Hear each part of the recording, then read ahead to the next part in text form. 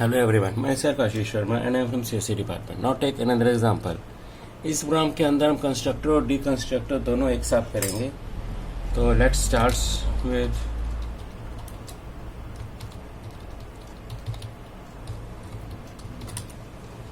तो उसके लिए हमने सबसे पहले क्या किया,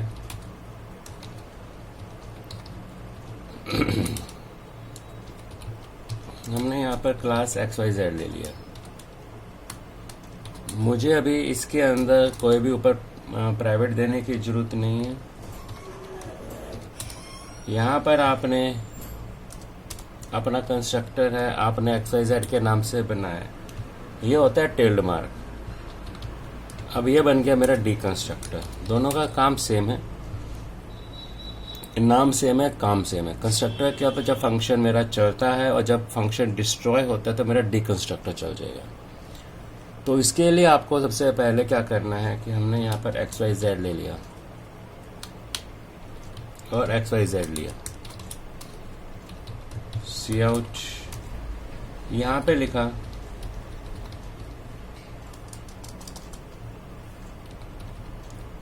फंक्शन इनवोक, फंक्शन आपका चालू हो गया. अब इस जगह के ऊपर जो आपने क्लास ली है, टिल्ड मार्क लगाइए, XYZ लिया आपने. यहाँ पर आपने क्या किया,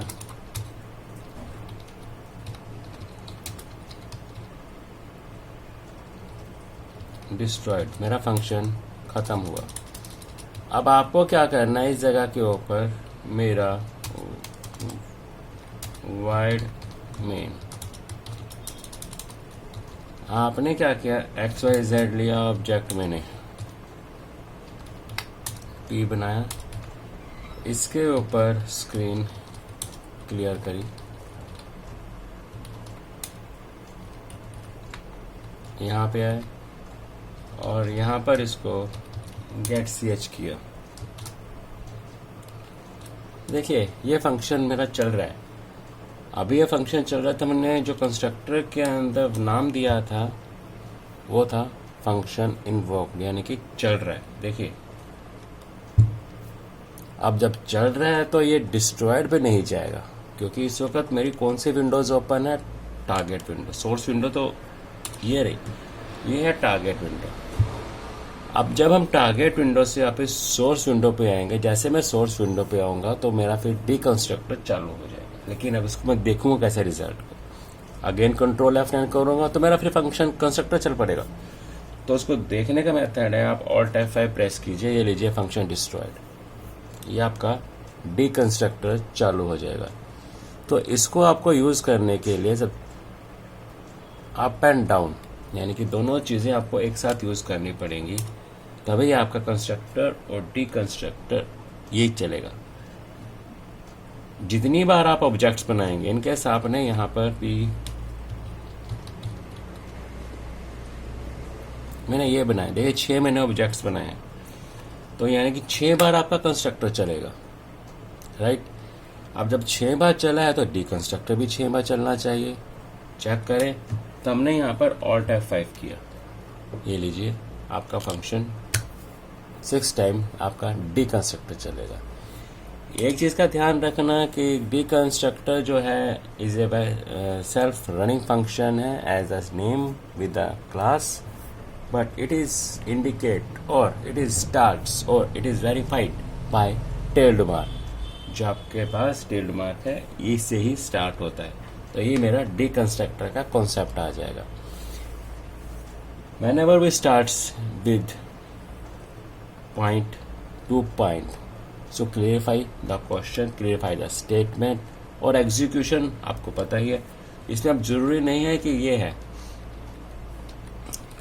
ठीक है. अगर मैं इसके अंदर फॉर एग्जांपल आपके लिए मैं यहाँ पर एक इंटीजर, मैंने यहाँ पर एक a लिया हुआ है, राइट. हमने यहाँ पर वाइल यहाँ पर ले लिया, a इज इक्वल टू 1 लिया, यहाँ पर वाइल लिया, a is less than equal to 10k. आपने यहाँ पर सी आउट किया, न्यू लाइन में, और आपने यहाँ पर ए को प्रिंट किया और इसको बंद किया। नीचे से मैं 7 बार की जगह ये एक ही बार करूँगा क्योंकि ये बहुत हो गया। राइट, Alt F5 करते हैं। ये लीजिए, फंक्शन डिस्ट्रॉयड। आपका ये काम करना शुरू कर देगा। तो इस तरीके से आप कोई भी प्रोग्राम बना सकते हैं। आपको ये इंडिकेट करना है कि मेरा प्रोग्राम शुरू यहाँ से और ख़त्म ये है, तो उसके लिए आप कंस्ट्रक्टर या डिकंस्ट्रक्टर आप यूज़ कर सकते हैं। I think you understand my point and keep practice on it. कोई भी क्वेश्चन, कोई भी क्वेरीज, कोई भी डाउट, चाहे किसी प्रोग्राम में हो या पीछे वाले प्रोग्राम में, किसी भी चीज़ के ऊपर अगर आपके पास कुछ क्वेरी है, कुछ क्वेश्चन है और आपको समझ में नहीं आ रहा how to solve it, send me. So मैं उसको आपको कैसे करना है, आप क्या मिस्टेक कर रहे थे, मैं आपको क्लियरफाई कर दूंगा। Till then, thank you for watching my video.